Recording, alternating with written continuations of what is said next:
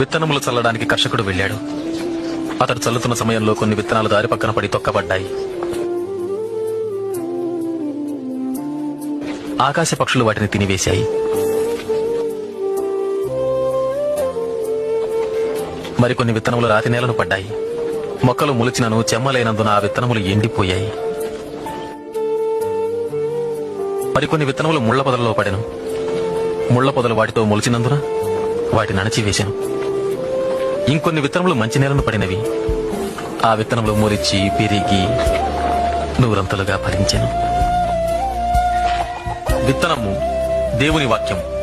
త్రోవ ప్రక్కన పడిన విత్తనములు ఎవరనగా వారు వాక్యం వింటారు, కానీ అపవాది వచ్చి వారి హృదయంలో నుంచి సందేశాన్ని దొంగిలించుకుపోతాడు. వారి నమ్మి రక్షణ పొందకుండాట్లు చేస్తారు.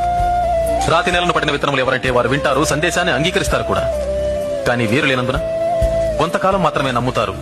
ముళ్ల పొదలలో పడిన విత్తనాలు ఎవరనగా వారు వింటారు, కానీ ఈ జీవన సంబంధమైన విచారముల చేతను ధనభోగముల చేతను అణచివేయబడి తద్వారా ఫలింపని వారు.